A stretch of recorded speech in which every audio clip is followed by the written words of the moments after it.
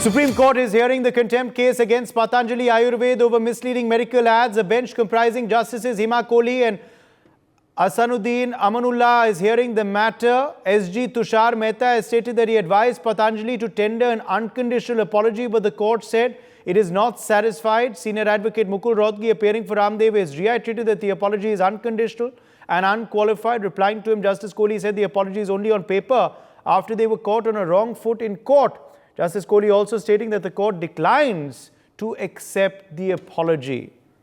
Ayush Sharma is joining us for more details on this story. Ayush, it seems trouble is continuing for Baba Ramdev and Patanjali in the court.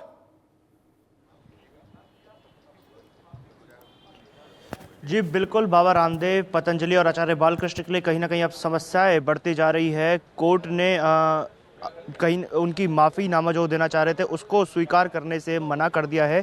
Court ने बात कही है कि ये सीधा सीधा कहीं ना कहीं कंटेम्प्ट का मामला है कि कोर्ट के बोलने के बाद भी प्रेस कॉन्फ्रेंस की गई थी और ऐसे भ्रामक विज्ञापन जारी किए जा रहे थे, जबकि कोर्ट ने इसको लेकर अपने सख्त तेवर पहले भी दिखा दिए थे। पिछली बार भी बाबा रामदेव ने जब हाथ जोड़कर माफ़ी मांगी थी कोर्ट से, उस समय भी ये बात कही जा रही थी कि कोर्ट इससे संतुष्ट नहीं है और आज भी माफ़ीनामा कोर्ट ने स्वीकार करने से मना कर दिया है। बाबा रामदेव और आचार्य बालकृष्ण की मुश्किलें यहाँ पर एक बार फिर से बढ़ती हुई नजर आ रही है। जी उदय।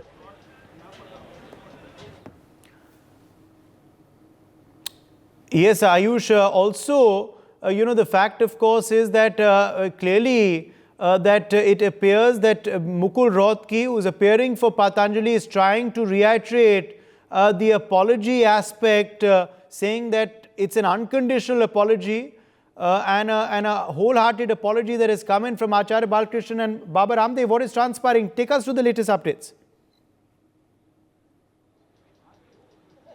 बिल्कुल, जब माफ़ीनामा पतंजलि के वकील की तरफ से दिया गया था तो सुप्रीम कोर्ट ने इस पर अपना रुख साफ करते हुए बात स्पष्ट कही थी कि इस हलफनामे को हम ठुकरा रहे हैं, ये केवल एक कागज़ का टुकड़ा है। उस हलफनामे को कोर्ट ने मानने से मना कर दिया था। कहा था कि हमारी बार बार चेतावनी के बाद भी, कोर्ट के ऑर्डर के बाद भी आप वैसे ही भ्रामक एडवर्टाइजमेंट अखबारों में जारी करते रहे। फिर प्रेस कॉन्फ्रेंस करके लगातार एलोपैथी पर जो टिप्पणियाँ की गई उससे जो IMA नाराज़ था, इस पर भी कोर्ट ने कहा है कि मना करने के बाद भी लगातार बाबा रामदेव अपने अड़ियल रुख पे कहीं ना कहीं अड़े रहे थे और कोर्ट की बात को भी नजरअंदाज कर दिया था। कंटेम्प्ट का मामला इस पे कोर्ट कह रही है और इस पे केंद्र सरकार का जो जवाब है उससे भी सुप्रीम कोर्ट संतुष्ट नहीं है। ये बात भी सुप्रीम कोर्ट ने अब स्पष्ट कर दी है। सुप्रीम कोर्ट ने सरकार से पूछा है कि अपने एक्ट के हिसाब से सरकार ने इस मामले में कार्यवाही क्यों नहीं की है। ये सबसे बड़ी अपडेट इस वक्त इस पूरे मामले की है कि सरकार से अब सवाल सीधा सुप्रीम कोर्ट के द्वारा पूछा जा रहा है कि अगर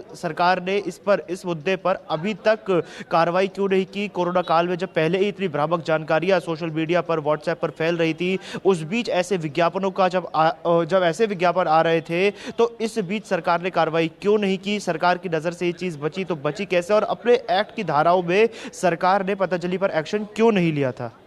For more such videos, subscribe to the NewsX YouTube channel, hit the bell icon.